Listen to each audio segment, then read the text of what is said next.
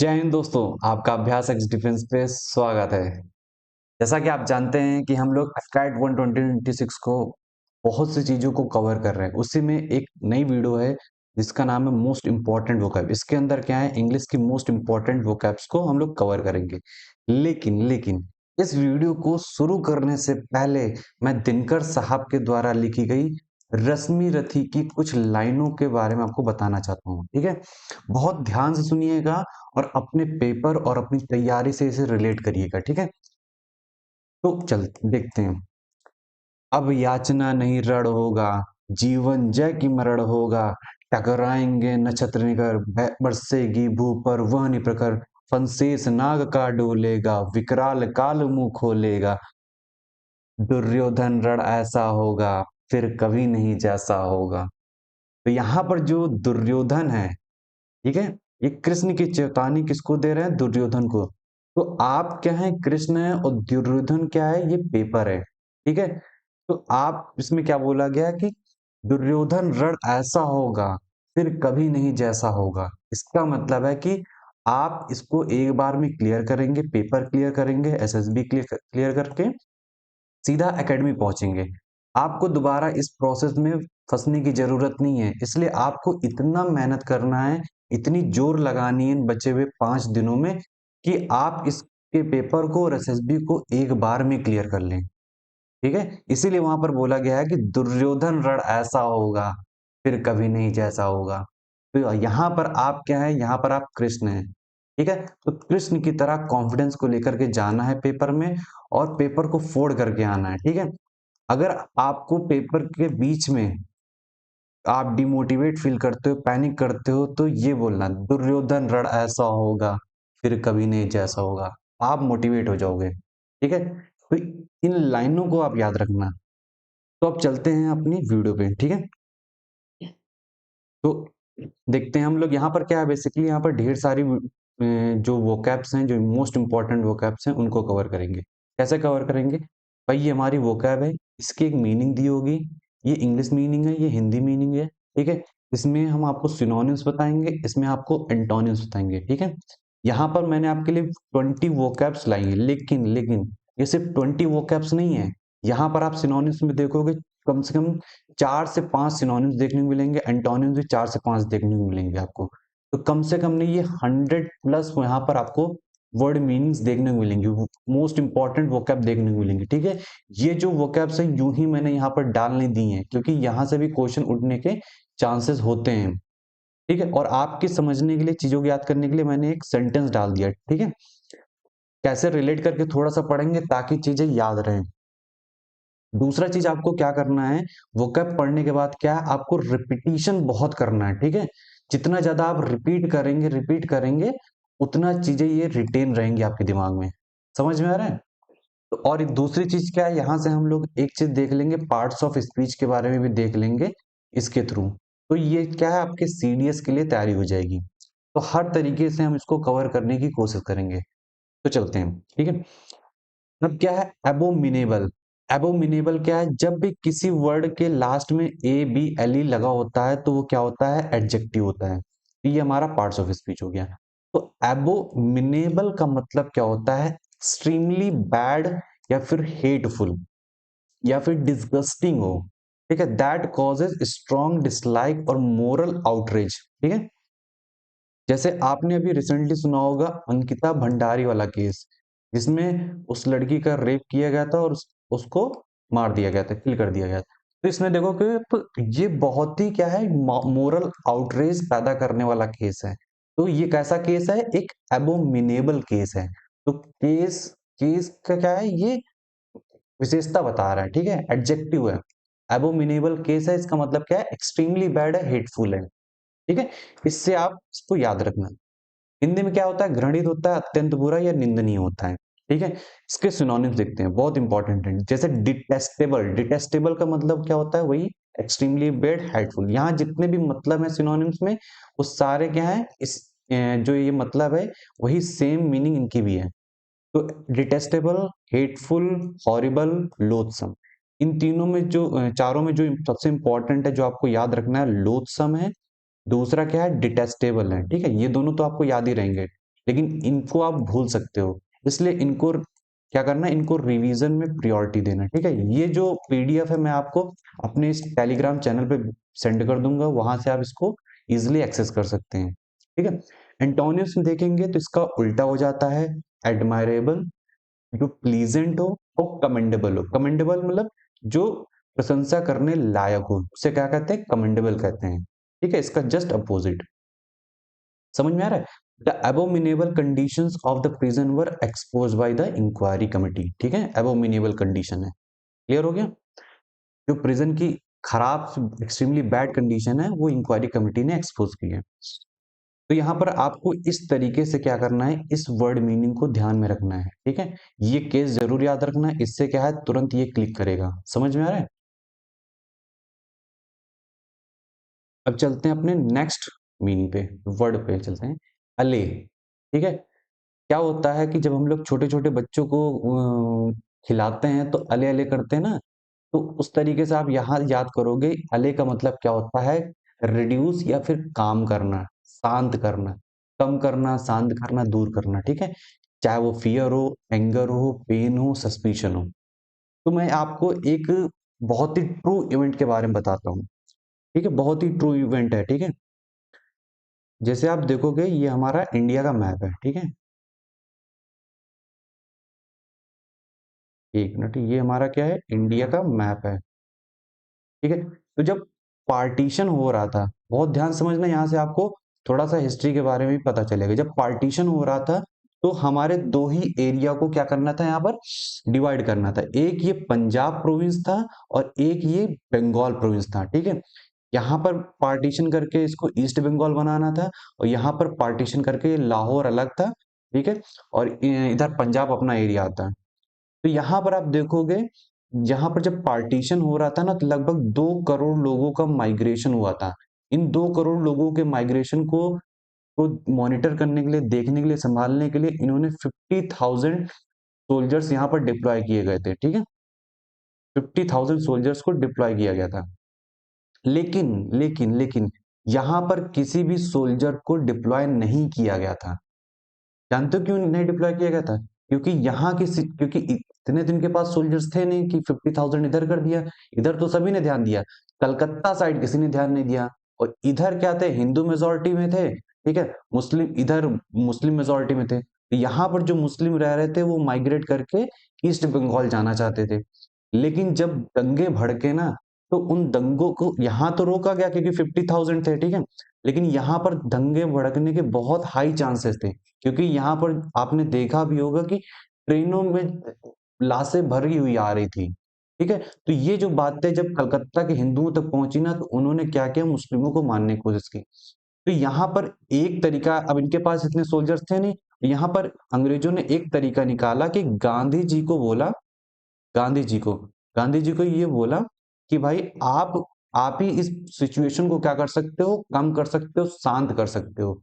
अले का मतलब क्या होता है, किसी फियर, जो लोगों के अंदर एंगर था, फियर था, उसको कम करने का तरीका किसने निकाला, गांधी जी को सौंपा गया, ठीक है।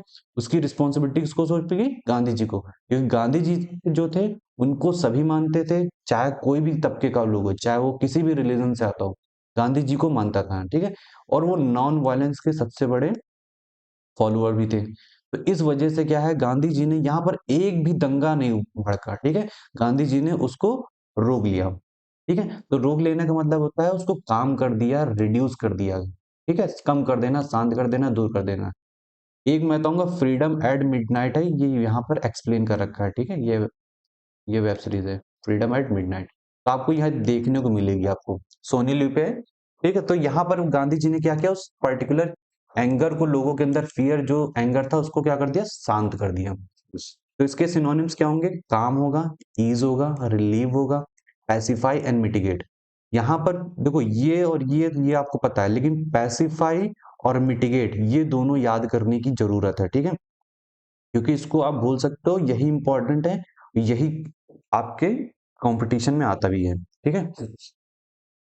एंटोनिम्स देखते हैं। एंटोनिम्स में एग्रीवेट भड़काना, इंटेंसिफाई अगेन भड़काना, प्रोवोक अगेन भड़काना, ठीक है, बढ़ा देना। यहाँ पर शांत करना, इसका अपोजिट क्या है, भड़का देना। ये इंटेंसिफाई तो आपको पता ही होगा, एग्रीवेट और प्रोवोक ये दोनों चीजें याद रखना। समझ में आ रहा है? The minister's assurance help to allay public fears. ठीक है, मिनिस्टर के अश्योरेंस ने क्या किया, पब्लिक के फियर्स को शांत कर दिया। ठीक है, समझ में आ गया? चलते हैं आगे। एड्रॉइट, एड्रॉइट क्या है, हमारा एडजेक्टिव है। ठीक है, एड्रॉइट का मतलब क्या होता है, skillful, clever, quick in handling situation और यूजिंग हैंड्स और माइंड। कहने का मतलब है कि जो स्किलफुल है, क्लेवर है, चालाक है, वो क्या कर देगा, किसी भी सिचुएशन को हैंडल कर लेता है।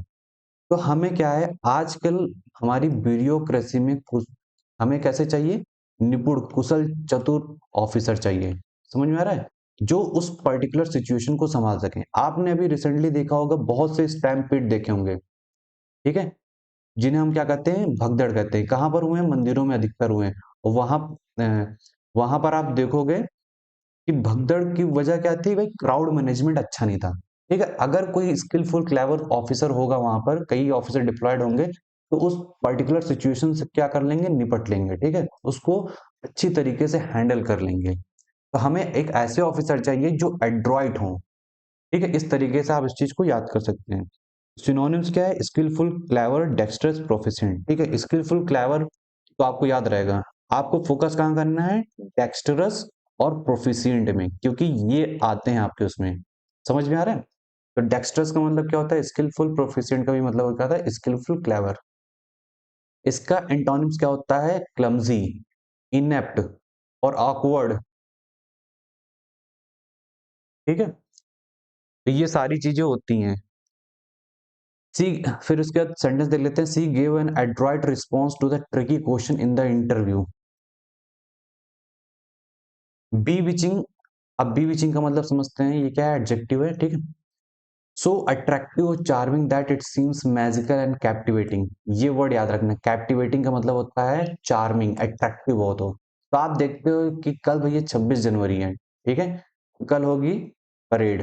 तो परेड में सबसे कैप्टिवेटिंग क्या होती है, जो सोल्जर्स, जो हमारे ऑफिसर सोल्जर्स के द्वारा जो परेड की जाती है, ठीक है, वो सबसे ज्यादा कैप्टिवेटिंग होती है। ठीक है, जो झांकियां निकलती है वो भी होती हैं, लेकिन जो बहुत ज्यादा मैजिकल लगती है, पैरा ट्रूपर्स के थ्रू परेड की जाती है, वो अलग लेवल होती है। ठीक है, तो ये सारी चीजें इस तरीके से याद करोगे, जो परेड होती है कैप्टिवेटिंग होती है, बीविचिंग होती है, मोहक, आकर्षक, जादुई, प्रभाव डालने वाला। सिनोनिम्स क्या होगा, charming, enchanting, very important, fascinating जो हो, और अल्योरिंग। अल्योरिंग मीन्स जो लुभाने वाला हो, कैप्टिवेटिंग हो। ठीक है, जो चार्मिंग हो। समझे? इसका एंटोनिम क्या होगा, अनअट्रैक्टिव होगा, रिपल्सिव होगा, डल होगा। ठीक है, जो डल होंगी, रिपल्सिव होंगी, वो अट्रैक्टिव नहीं होती हैं। She delivered a bewitching performance that captivated audience. तो यहाँ पर सी हो क्या, एक वुमेन या फिर लेडी ऑफिसर हो सकती है, लेडी आर्मी ऑफिसर हो सकती है, मान लीजिए। ठीक है, वो क्या करेगी, एक अच्छी परफॉर्मेंस देगी, जिसकी वजह से पूरी ऑडियंस का ध्यान इधर जाएगा। क्लियर है? अब चलते हैं अपने नेक्स्ट वर्ड पे। कॉन्सिपिकस, कॉन्सिपिकस क्या है, हमारा एडजेक्टिव है। ठीक है, लास्ट में ओ यूज लगा होता है, क्या होता है, एडजेक्टिव होता है। इजिली सीन और नोटिस्ड, कॉन्स्पिकस का मतलब होता है जो आसानी से दिख जाए, आसानी से नोटिस किया जा सके, जो हमारे अटेंशन को अट्रैक्ट कर दे, because of being obvious and striking. ठीक है, ये चीज तो ध्यान आकर्षित करने वाला, तो सिंपल सा क्या है, नोटिसबल हो, प्रोमिनेंट हो, ऑब्वियस हो, स्ट्राइकिंग हो। ठीक, ऑब्वियस आपको पता होगा, नोटिसबल आपको समझ में आ जाएगा, लेकिन प्रोमिनेंट याद रखना। ठीक है, ये दो तीन वर्ड याद रखना, क्योंकि यहां से क्वेश्चन आने के चांसेस हैं। इसका एंटोनिम्स क्या होगा, इनकॉन्स्पिकस, ये कभी ऑप्शन में नहीं आएगा। हिडन या फिर अननोटिसेबल, ये चीज आ सकता है। ठीक है, तो अगर आप ये जानते हैं तो ये आसानी से कर सकते हैं। ठीक है, कॉन्स्पिकस का मतलब होता है वो दिखना चाहिए। जैसे आपने देखा होगा कि अरावली वाला जो केस है ना, बहुत ज्यादा टेंशन को ग्रैब किया लोगों के। ठीक है, तो वो क्या है, कॉन्स्पिकस है। ठीक है, उसने ध्यान आकर्षित किया लोगों का, क्योंकि बहुत ज्यादा नोटिसबल है। एयर पोल्यूशन क्या है, एयर पोल्यूशन आप देखोगे नोटिसबल है। ठीक है, दिल्ली का, तो आप देखोगे कि भाई वो बहुत ज्यादा नोटिसबल है, तो बहुत ज्यादा वो क्या है, कॉन्स्पिकस है। ठीक है, ये सेंटेंस आप पढ़ लेना। चलते हैं अपने नेक्स्ट वर्ड पे।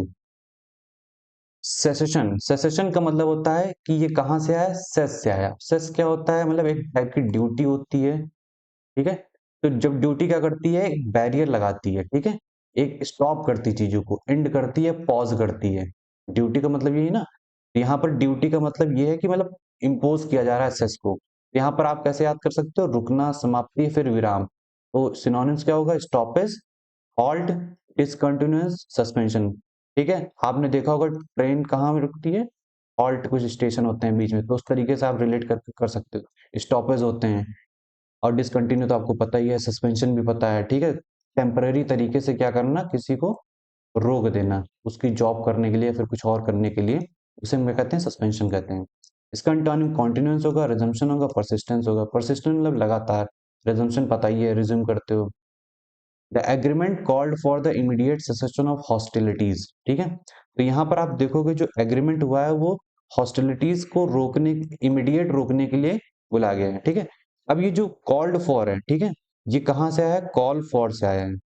यहाँ पर इसको पास्ट इंडेफिनिट बनाया गया। कॉल फॉर क्या है, एक फ्रेजल वर्ब है जिसका मतलब क्या होता है, नेसेसरी, ठीक है, जरूरी, ठीक है, जरूरी, की जरूरत है, ठीक है, इमीडिएट सेसेशन की जरूरत है। जैसे पहलगाम अटैक हुआ था, तो इंडिया और क्या नाम है, इंडिया और पाकिस्तान के बीच में क्या हो रहा था, वॉर की सिचुएशन आ गई थी, ठीक है, उसको, इसलिए उसको रोकने की क्या जरूरत थी, जल्दी थी, ठीक है। अगर तुरंत ना रोकते तो ये सिचुएशन एस्केलेट कर सकती थी, ठीक है, बढ़ सकती थी। इस तरीके से आप इसको याद रखोगे। ऑब्सोलेटी का मतलब क्या होता है, ठीक है, ऑब्सोलेटिंग मतलब होता है जो अप्रचलित हो, ठीक है। अप्रचलित क्या होंगी, जो चीजें आउट ऑफ डेट हो जाएंगी, ठीक है, आउट ऑफ डेट हो जाएंगी, नो लॉन्गर इन यूज। जैसे क्या होता है कि स्मार्टफोन आने की वजह से क्या हुआ, जो ट्रेडिशनल कैमरास थे वो ऑब्सोलेट हो गए हैं, ठीक है, वो आउट ऑफ डेट हो गए हैं, ठीक है, जो प्रचलन में नहीं, पुराना हो गया, अप्रचलित हो गया है, तो आउटडेटेड हो गए हैं, एंटीक्वेटेड, वेरी इंपॉर्टेंट, ठीक है। ओल्ड फैशन तो पता ही है, डिफंक्ट, वेरी इंपॉर्टेंट, ठीक है। तो ये और ये दोनों मीनिंग याद रखना। फिर इसके बाद modern, current, up to date, new, ये सब चीजें तो पता ही है, बहुत आसान है, ठीक है। ये वर्ड याद करना, ठीक है, ये चीज याद रखना। जैसे एआई क्या है, इसका उल्टा होगा, जो बिल्कुल न्यू है, ठीक है। एआई क्या है, न्यू है, इसने क्या किया, पुराने चीजों को क्या कर दिया, आउट ऑफ डेट बना दिया। इस तरीके से आप याद कर सकते हो, ठीक है। अब चलते हैं अपने नेक्स्ट पे। कमोशन, कमोशन का मतलब होता है बहुत ज्यादा हंगामा, शोरगुल, अफरा तफरी, अशांति। तो आप देखते हो जब भगदड़ मचती है ना, जब भगदड़ मचती है तो बहुत ज्यादा शोर हो जाता है, अफरा तफरी मच जाती है, अशांति बन जाती है।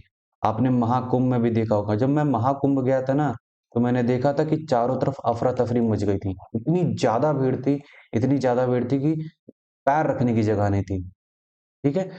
तो इतना ज्यादा कमोशन था वो महाकुंभ में। कमोशन क्यों था, कमोशन, डिस्टरबेंस बहुत था वहां, टिमल्ट बहुत था, अप्रोर था, कियोस था, क्यों, क्योंकि क्राउड बहुत था, ठीक है।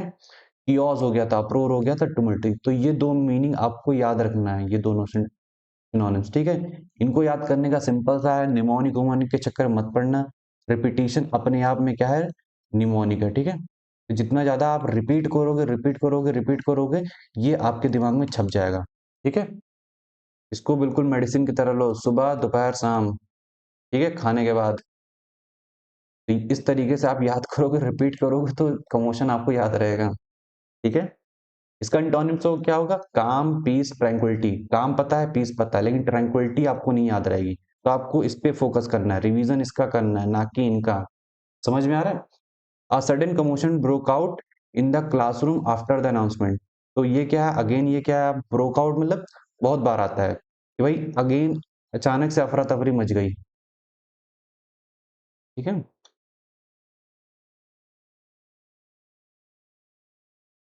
तो ये सब चीज आपको देख लेना है, कमोशन याद रहेगा, ठीक है। प्रूडेंट, प्रूडेंट का मतलब क्या होता है, पहले तो ये एडजेक्टिव है, ठीक है, लास्ट में जो ईएनटी आ जाता है ना, वो क्या बन जाता है, एडजेक्टिव बन जाता है। इसका मतलब क्या है, showing careful judgement, wisdom and foresight in practical matters. तो कहने का मतलब है, जब कोई केयरफुल जजमेंट देता है, विजडम दिखाता है, फोरसाइट दिखाता है, तो वो क्या होता है, उसे हम प्रूडेंट कहते हैं। जैसे मान लीजिए एम एस धोनी, ठीक है, वो क्या है, प्रूडेंट, क्या है, कप्तान है, कैप्टन है, प्रूडेंट कैप्टन है, ठीक है, जो केयरफुली तरीके से जजमेंट लेते हैं, विजडम के साथ लेते हैं और फॉर साइड मतलब दूर की सोचते हैं, ठीक है, समझ में आ रहा है? तो MS धोनी कैसा कैप्टन है? प्रूडेंट कैप्टन है, विवेकी समझदार। जैसे आप क्या हैं? एक समझदार हैं, एक आप प्रूडेंट एस्पिरेंट हैं, ठीक है, प्रूडेंट एस्पिरेंट, इस तरीके से। तो इसका सिनोनिम क्या होगा? वाइज पता ही है, कॉशियस पता ही है, जुडिशियस केयरफुल। देखो यहाँ पर आपको जुडिशियस याद करने की जरूरत है क्योंकि ये आप भूल सकते हो, केयरफुल, कॉशियस, वाइज आपको याद रहेगा। इसका एंटोनिम्स क्या होगा? रेकलेस, फुलिश, रैश, इम्प्रूडेंट, ठीक है। फुलिश आपको पता ही है, रैश पता है, इम्प्रूडेंट भी आपका इसका उल्टा निकाल लोगे। मतलब आपको याद क्या करने की जरूरत है? यहाँ पर रेकलेस की जरूरत है, ठीक है। रेकलेस याद रहेगा ना, आप चीजें क्या है आसानी के साथ इसका कर सकोगे, बहुत ईजिली तरीके से करोगे, सेकंड भी नहीं लगेगा, 2-3 सेकंड में करके आगे बढ़ जाओगे। इससे क्या है आपका टाइम बचेगा अगर ये चीजें याद रहेंगी तो, ठीक है। It is prudent to save money for emergencies, ठीक है, इमरजेंसीज के लिए मनी को सेव करना क्या है? समझदारी है। ये आपकी फोरसाइटनेस को दिखाता है। चलें नेक्स्ट नेक्स्ट वर्ड पे, ठीक है। एक्सप्लिसिट, ठीक है, एक्सप्लिसिट, एक्सप्लिसिट क्या है? यहाँ पर एडजेक्टिव है। इसका मतलब क्या है? जो क्लियरली स्टेटेड ही बोला गया है, लिविंग नो डाउट, कोई भी डाउट ना छोड़ा गया, डेफिनेट हो, प्रिसाइज हो, ठीक है, स्पष्ट हो, साफ साफ बताया गया हो, असंदिग्ध ना हो, ठीक है। इसका मतलब क्या है? जैसे मान लीजिए ए और बी, ठीक है, ये दो, आप इन दोनों के बीच में मान लीजिए रिलेशनशिप है, अगर इनके बीच में चीजें स्पष्ट नहीं होंगी, क्लैरिटी नहीं रहेगी, ठीक है, अगर इनके थॉट्स में इनके बीच में क्लैरिटी नहीं है तो जाहिर सी बात है कियोस मचेगा, मचेगा, कमोशन होगा ही होगा, ठीक है, कियोस मचेगा। इसका मतलब क्या है कि इनके बीच में सब कुछ साफ साफ होना चाहिए, क्लियर होना चाहिए। अगर दोनों ने एक दूसरे के डिसलॉयल हुए, एक दूसरे को धोखा दिए, तो ये जो क्लैरिटी है ये नहीं होगी, फिर यहीं पर क्या है रिलेशनशिप इसकी टूट जाएगी। समझ में आ रहा है? तो क्लैरिटी ऑफ थॉट्स होना बहुत जरूरी है, ठीक है, किसी भी तरीके का कोई भी असंदिग्ध चीज नहीं होनी चाहिए, ठीक है, इसलिए क्लियर होना चाहिए, डेफिनेट होना चाहिए, प्रिसाइज होना चाहिए। अब ये वर्ड बहुत ज्यादा इंपॉर्टेंट है, ठीक है, अनएम्बिगुअस एंड एम्बिगुअस। एम्बिगुअस का मतलब क्या होता है? अस्पष्ट, जो सही तरीके से स्पष्ट ना हो, क्लियर ना हो, नॉट क्लियर, ठीक है। अनएम्बिगुअस इसी का क्या होता है? अपोजिट होता है। इसका मतलब क्या होता है? क्लियर होता है। ये बहुत ज्यादा एग्जाम में आता है, एम्बिगुअस, ठीक है। वेग, वेग का मतलब क्या होता है? जो बहुत ही कंफ्यूजिंग भरा हो, वेग हो, इम्प्लीसिट हो, ठीक है। ये दो वर्ड याद रखना। एक्सप्लिसिट का क्या होता है? इम्प्लीसिट, कभी कभी इसको दे देते हैं, ठीक है, और कभी कभी इसको दे देते हैं। तो ये दो वर्ड बहुत ज्यादा याद रखना, बहुत ज्यादा इंपॉर्टेंट है आपके एग्जाम के लिए, ठीक है। तो इम्प्लिसिट का मतलब क्या हो रहा है? आई लग जा रहा है तो क्या है? अपोजिट हो जा रहा है, निगेटिव मीनिंग हो जा रही है। यहाँ ई एक्स लग रहा है, ठीक है, इसलिए क्या है? पॉजिटिव मीनिंग है। इस तरीके से आप याद कर सकते हो, इसके पीछे कोई लॉजिक नहीं है, लेकिन आप इस तरीके से रिलेट करके याद करना, तभी याद होगा, ठीक है। और बार बार रिपीट करोगे ना तो डेफिनेटली याद हो जाएगा। आप अपने आप से भी बना सकते हो, जितना अपने आप से बनाओगे ना उतना आपके दिमाग में वो चीज बैठ जाएगी, ठीक है। तो जिस भी तरीके से बना सकते हो वो बना सकते हो, ठीक है, ये आपके ऊपर डिपेंड करता है। The instructions were explicit and easy to follow, ठीक है। जैसे क्या है, मैं आपको बहुत ही क्लियर तरीके से चीजों को पढ़ा रहा हूँ, ठीक है, तो ये क्या है? एक्सप्लिसिट लर्निंग हो रही है, ठीक है, ऐसी लर्निंग हो रही है, एक्सप्लिसिट लर्निंग हो रही है। और मैं इसी को अगर इम्प्लिसिट तरीके से पढ़ाऊं तो सही तरीके से लर्निंग नहीं होगी, वो इम्प्लिसिट होगी, क्लियर नहीं होगी, कंफ्यूजन होगा, ठीक है। तो उसकी जब इम्प्लिसिट लर्निंग होती है तो फिर डाउट ही डाउट आते हैं, जब एक्सप्लिसिट होगी तो कोई डाउट नहीं आएगा, ठीक है। अब चलते हैं नेक्स्ट वर्ड पे। इक्विवोकल का मतलब क्या होता है? इक्विवोकल क्या है? हमारा एडजेक्टिव है। इसका मतलब बहुत ही इंपॉर्टेंट वर्ड है, ठीक है, बहुत ज्यादा इंपॉर्टेंट है। Open to more than one interpretation, जब कोई चीज एक से ज्यादा इंटरप्रिटेशन के लिए ओपन रहती है ना तो वो अनक्लियर होती है, डेलिबरेटली अनएम्बिगुअस होती है, ठीक है, सॉरी एम्बिगुअस होती है। इसका मतलब क्या है? इसका मतलब बहुत ही साफ है, ठीक है, कि जैसे अरावली रेंज है, ठीक है, अरावली रेंज है, ठीक है। अब अरावली रेंज में सुप्रीम कोर्ट का जजमेंट क्या था कि भाई 100 मीटर से नीचे, ठीक है, 100 मीटर से नीचे जितने भी माउंटेन रेंजेस हैं वो क्या है? अरावली रेंज में जितने भी माउंटेन्स हैं वो क्या है? माउंटेन के अंदर आते नहीं है। तो ये क्या है? डेफिनेशन जो भी उसकी बनाई गई है माउंटेन की, उसका गलत इंटरप्रिटेशन निकाला गया है, ठीक है। तो गलत इंटरप्रिटेशन निकालोगे तो भाई जाहिर सी बात है अस्पष्टता, दो अर्थी, अनिश्चित तो होगा ही ना, वेग होगा, एम्बिगुअस होगा, अनसर्टेन होगा, डाउटफुल होगा। जब चीजें डाउटफुल होती हैं लोग क्या करेंगे, क्वेश्चन करेंगे, भाई ऐसे कैसे हो सकता है, ठीक है। तो इंटरप्रिटेशन अगर एक से ज्यादा है तो कंफ्यूजन होगा ही होगा। क्लियर है। इसीलिए क्या होता है कि आपके उसमें चार ऑप्शन आते हैं, कभी ये नहीं देखा होगा कि भाई दो ऑप्शन सही हैं, ठीक है, एक ही ऑप्शन सही होता है। समझ में आ रहा है। अगर उसमें एम्बिगुइटी आ जाएगी तो भाई आपको नंबर देने में बड़ी प्रॉब्लम आएगी। क्लियर है। इसलिए वहां पर सिर्फ एक ऑप्शन देते हैं। तो वन इंटरप्रिटेशन नहीं होना चाहिए, एक से ज्यादा अगर है तो इक्विवोकल है, ठीक है। तो इसका उल्टा क्या होगा, क्लियर होगा, अनइक्विवोकल होगा, एक्सप्लिसिट होगा, क्लियर होगा, ठीक है। ये दो वर्ड बहुत इंपॉर्टेंट हैं, ये याद कर लेना, रिपीट कर लेना, जैसे याद करना है याद करो, बट याद करो, ठीक है। The minister give an equivocal reply to avoid controversy, ठीक है। कंट्रोवर्सी को अवॉइड करने के लिए क्या करते हैं, जितने भी नेता होते हैं क्या करते हैं, बहुत ही बहुत ही मतलब कह सकते हो अनसर्टेन टाइप का आंसर देते हैं, ठीक है।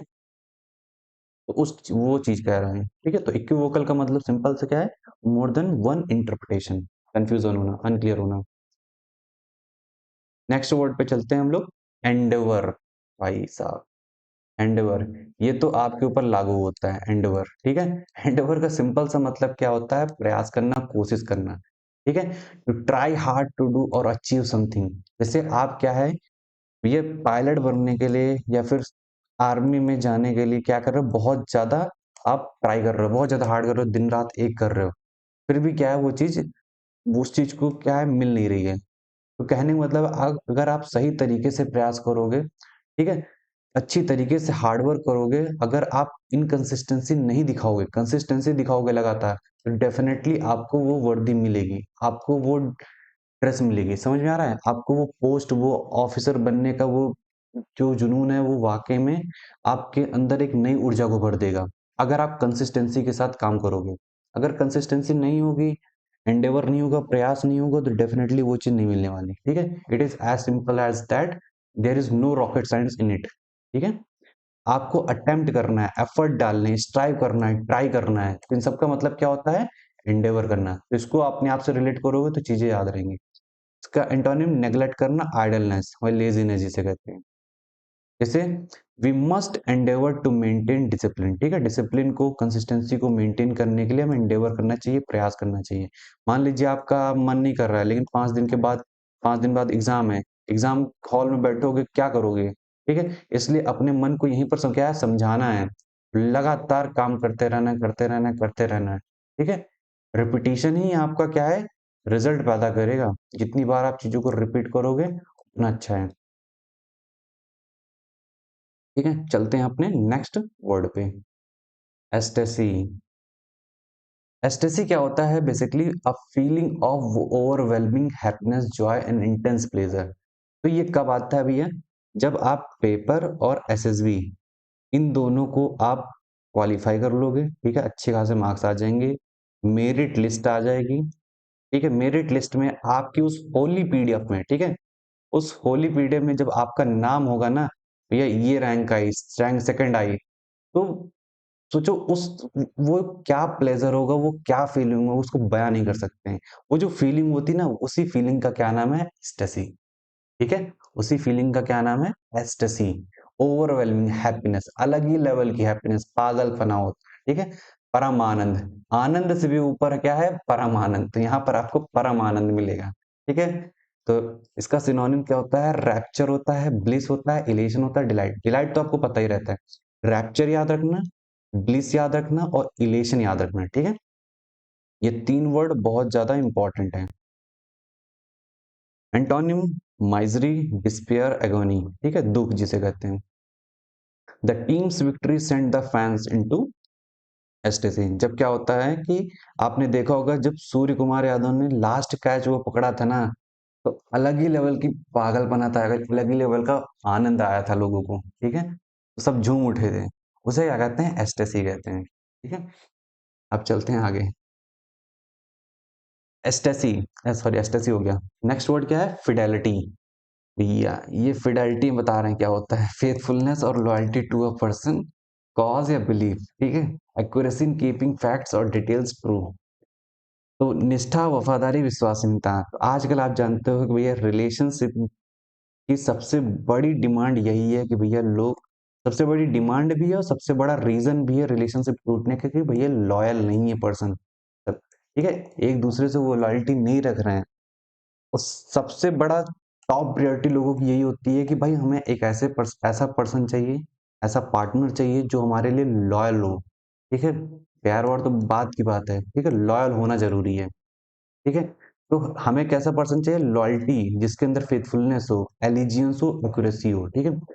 तो एलिजियंस और फेथफुलनेस, ठीक है, और लॉयल्टी, लॉयल्टी तो याद रहती है, फेथफुलनेस भी याद रहता है, एलिजियंस थोड़ा सा आप भूल सकते हो, तो इसलिए इस वर्ड को आप याद रखना, ठीक है। दूसरी चीज क्या है, जैसे हमारे army soldiers, Indian army, air force, navy, तीनों के जो सोल्जर्स हैं आप देखोगे वो कितने लॉयल हैं हमारे देश के लिए, ठीक है। वो अपनी जान तक दे देते हैं, ठीक है। तो हमें ऐसे ऑफिसर्स की जरूरत है, ठीक है, जो फिडेलिटी दिखाएं, ठीक है, जो लॉयल्टी दिखाएं अपने देश के लिए, जो एलिजियंस दिखाएं, ठीक है। तो ये इस तरीके से आप चीजों को याद रखोगे, ठीक है। एंटोनिम्स क्या है, डिसलॉयल्टी, इनफिडेलिटी, बिट्रेल। बिट्रेल में धोखा होता है। तो the soldier's fidelity to duty was admired by all, ठीक है। जब आप लॉयल्टी दिखाते हो ना तो उसे एडमायर किया जाता है, उसे प्रशंसा की जाती है। The movie stayed true to the fidelity of the original story. यहाँ फिडेलिटी का मतलब क्या होता है, फैक्चुअल है, ठीक है, एक्यूरेसी इसकी बहुत अच्छी है। देखते नहीं है, जैसे आपने धुरंधर देखी होगी, तो धुरंधर में क्या है, कुछ फैक्ट को ऊपर नीचे किया गया है, तो उसको बोला गया कि भाई 80% एक्यूरेसी है कि 70% एक्यूरेसी है, वो सारी चीजें बात की गई है, ठीक है। तो फिडेलिटी यहाँ मतलब एक्यूरेसी से मतलब है। जैसे मैंने अभी एक बताया ना कि क्या नाम है, फ्रीडम, फ्रीडम एट मिडनाइट, ये क्या है, एक वेब सीरीज है, एक मिनट, इसकी एक्यूरेसी बहुत अच्छी है, ठीक है। जो हिस्ट्री की डिटेल्स होती हैं, फैक्ट्स होते हैं, इवेंट्स होते हैं, उसकी क्या है, एक्यूरेसी बहुत अच्छी है। तो इसकी क्या है, फिडेलिटी बहुत अच्छी है। क्या करोगे, इसकी फिडेलिटी बहुत अच्छी है, एक्यूरेसी बहुत अच्छी है। नेक्स्ट हमारा वर्ड क्या है, फैलेसी। फैलेसी क्या है, नाउन है, लास्ट में सीवाई लग गया तो क्या हो जाएगा, हमारा नाउन हो जाएगा। अब मिस्टेकन बिलीफ और faulty reasoning and error in logic, ठीक है, लॉजिक में कोई एरर है, ठीक है, फॉल्टी रीजनिंग लगा रहे हो, फालतू की रीजनिंग लगा रहे हो। बेसिकली ये कहाँ पर अधिकतर देखने को मिलता है, हमारे रिलीजन में ज्यादा देखने को मिलता है, ठीक है, जहाँ डिल्यूजन होता है, मिसकंसेप्शन होता है, फॉल्स बिलीफ होते हैं और एरर होता है, ठीक है। ये किसके डिल्यूजन होने की वजह से क्या होता है, लोग अंधी तरीके से अंधभक्त बन करके क्या करते हैं कि भगवान की पूजा करते हैं, तो वो फॉल्स बिलीफ है। ओशो ने इस पे बहुत ज्यादा बात कर रखी है। अगर आपको देखना है कि किस टाइप से लोग डिल्यूजन में है, किस हिसाब से मिसकंसेप्शन में है, तो वो ओशो को सुनिए, ठीक है। समझ में आ रहा है। एंटोनिम्स इसका क्या है, ट्रुथ है, फैक्ट है, वैलिड रीजनिंग है, ये सब तो आपको पता ही है, ठीक है। It is a common fallacy that success comes without hard work, ठीक है। ये चीज तो देख लेना, ठीक है, इसमें कुछ नहीं है। चलते हैं हम गुरुज। गुरुज वेरी इंपॉर्टेंट, ठीक है। अ परसिस्टेंट फीलिंग ऑफ रिसेंटमेंट और इल विल, लगातार आपके लिए किसी चीज के लिए गुस्सा है, या फिर आप नाराज हो किसी से, तो to feel resentful about something और बी अनविलिंग टू गिव और अलाउ, ठीक है। तो मतलब रंजिश है, किसी से द्वेष है, अनिच्छा से देना, तो ये सारी चीजें क्या है, गुरुज में होती हैं। तो आप जब गुस्सा होते हो किसी से, ठीक है, उनसे नाराज होते हो, तो आपके अंदर कहीं ना कहीं इलविल होती है कि ठीक है, आज तो इसको हम बताएंगे, ठीक है, कल इसने मेरे साथ ये किया है, मैं भी इसके साथ ऐसा करूंगा, तो जैसे का तैसा वाला मूड बन जाता है, ठीक है। तो आप क्या है, गुस्सा, गुस्से से भर जाते हो। तो रिसेंटफुल क्या है, अपने आप में एक मीनिंग है, ठीक है। तो यहाँ सिनोनिम्स क्या है, रिसेंटमेंट, इलविल या मैलिस, ठीक है। इलविल तो आपको पता ही है, रिसेंटमेंट और मैलिस याद रखना, ठीक है, समझ में आ रहा है। इसका एंटोनिम्स क्या है, फॉरगिवनेस और गुडविल। जब आप किसी को माफ करते हो ना, मान लीजिए आपने, आपकी पार्टनर ने कुछ कुछ गलती कर दी, जब आप उसको माफ कर दोगे ना, तो आपको बड़ी शांति मिली, बड़ा सेटिस्फेक्शन मिलेगा। उस सेटिस्फेक्शन से आप क्या पहुंचोगे, परम परम आनंद में। और परम आनंद का मतलब क्या होता है, एस्टेसी, ठीक है, क्या होता है, एस्टेसी होता है, ठीक है। इस तरीके से आप रिलेट कर सकोगे, इस तरीके से आप रिलेट करो तो चीजें याद रहेंगी। He still holds a ग्रुज against his farmer friend, ठीक है। सी मतलब अपने पुराने दोस्त के अगेंस्ट उसने क्या किया, ग्रुज है मतलब कि रिसेंटमेंट है। She grows the time spent on unnecessary work. क्या होता है कि जब घर वाले फालतू का काम दे देते हैं, अननेसेसरी वर्क दे देते हैं ना, तो बड़ी गुस्सा आती है। तो जो गुस्सा है अंदर भरी होती है ना, वो उसे क्या कहते हैं, ग्रोज कहते हैं। ठीक है, चलते हैं अपने नेक्स्ट वर्ड पे। इंडिस्पेंसिबल, इंडिस्पेंसिबल का मतलब होता है एब्सोल्युटली नेसेसरी है, something that can not be done without. ठीक है, अनिवार्य है, अति आवश्यक है। जैसे इंडिया की सिक्योरिटी बहुत इंपॉर्टेंट, ठीक है, इंडिया की सिक्योरिटी क्या है, बहुत ज्यादा इंपॉर्टेंट है। जैसे आप इस समय क्या है, इस समय दिन रात पढ़ना, ठीक है, यहाँ पर इस समय रिवीजन, जैसे अगर आपसे हम रिलेट करें, रिवीजन और प्रैक्टिस इंडिस्पेंसिबल है at this moment of time. ठीक है, तो रिवीजन आपको करना है, प्रैक्टिस करना है, तो आपका रिवीजन और प्रैक्टिस क्या है, इंडिस्पेंसिबल है, क्योंकि आपके एग्जाम को सिर्फ 5 दिन बाकी हैं। ठीक है, 5 days आर लेफ्ट। इस वजह से क्या है, रिवीजन और प्रैक्टिस करते रहना है। तो revision and practice are indispensable at this moment of time because that the exam is approaching। तो synonyms क्या होगा, essential, necessary, vital, crucial time है। ठीक है, हम लोग कहते हैं क्रूशल टाइम चल रहा है। एंटोनिम्स ऑप्शनल, आपके पास इस टाइम कोई ऑप्शन नहीं क्योंकि ये एसेंशियल है। अननेसेसरी नहीं है, डिस्पेंसिबल नहीं। तो डिस्पेंसिबल का मतलब क्या होता है, नेसेसरी नहीं होना, ठीक है, जरूरी नहीं होना। तो discipline is indispensable for success in competitive examination. बहुत ही बेहतरीन ये कह सकते हैं स्टेटमेंट है कि कॉम्पिटेटिव एग्जामिनेशन में अगर सफल होना है तो डिसिप्लिन क्या है, सबसे टॉप पे होना चाहिए। ठीक है, तभी आप कंसिस्टेंसी को मेंटेन कर पाएंगे। जैसे कि आपने देखा होगा, आप माइकल फेल्प्स का आपने पॉडकास्ट भी सुना होगा। ठीक है, माइकल फेल्प्स का आपने राजसमानी पे पॉडकास्ट सुन रखा होगा। ठीक है, तो इसमें उसने बता रखा है कि भाई किस लेवल का उसने डिसिप्लिन को मेंटेन कर रखा था। ठीक है, डेली, चाहे बर्थडे हो, किसी की वेडिंग हो, कुछ भी हो, कोई भी ओकेजन हो, उसने लगातार काम किया 4-5 साल, तब जाकर के उसने 23 गोल्ड मेडल जीते हैं। ठीक है, समझ में आ रहा है, इस लेवल का डेडिकेशन चाहिए। तो क्योंकि डिसिप्लिन क्या है, इंडिस्पेंसिबल है, इसलिए डिसिप्लिन को निभाना है, तभी कॉम्पिटेटिव एग्जामिनेशन में आप सफल हो गए। ठीक है, अब चलते हैं अपने नेक्स्ट वर्ड पे। इनोकुअस, इनोकुअस मतलब मैंने बताया ना कि लास्ट में ओ यूएस लगा है तो हमारा क्या हो जाएगा, एडजेक्टिव हो जाएगा। इसका मतलब क्या होता है, harmless, not likely to cause injury, damage या फिर ऑफेंस। ठीक है, हानिरहित, निर्दोष, नुकसान न पहुंचाने वाला, हार्मलेस, इनऑफेंसिव, बेनिंग या सेफ। कहने का मतलब है जो आपके घर में जो डॉगी होता है, ठीक है, जिसे आजकल डोगेस भाई कहते हैं, समझ में आया? तो डोगेस भाई क्या करेंगे, आपको नुकसान नहीं पहुंचाएंगे। क्यों नहीं पहुंचाएंगे, क्योंकि आपने उनकी सेवा कर रखी है बहुत तगड़े से। अगर वो नुकसान पहुंचाएंगे तो फिर उनकी उनकी लाइफ खतरे में है। और डोगेस भाई को आप देखोगे तो वो क्या है, इनक्वस हैं आपके लिए, हार्मलेस हैं। ठीक है, और इसका एंटोनिम्स क्या होगा, हार्मफुल होगा, डेंजरस होगा, मैलिशियस होगा। एक दिन क्या हुआ कि मैं बाइक से जा रहा था। ठीक है, एक कुत्ते ने मुझे दौड़ा लिया। मैंने क्या किया, बाइक थोड़ा सा और भगाया तो सामने से वैन आ गई। अब सामने से वैन आ गई, मैंने अचानक ब्रेक तो मारा लेकिन वो डिसबैलेंस हो गया और मैं गिर गया। ठीक है, तब मुझे समझ में आया भैया, कुत्ता अगर कोई दौड़ाए ना बाहर का, आपको क्या है, वहीं के वहीं रुक जाना चाहिए, भागना बिल्कुल नहीं चाहिए। वरना जो सिचुएशन है वो बहुत ज़्यादा डेंजरस हो सकती है। समझ में आ रहा है? तो इस तरीके से आपको याद रखना है। तब मुझे समझ में आया भैया, कुत्ते दौड़ाएंगे ना तो भागना नहीं है। समझ में आ रहा है? मैं यही सजेशन दूंगा, भागना बिल्कुल मत। जितना भागोगे और उतना भगाएंगे वो।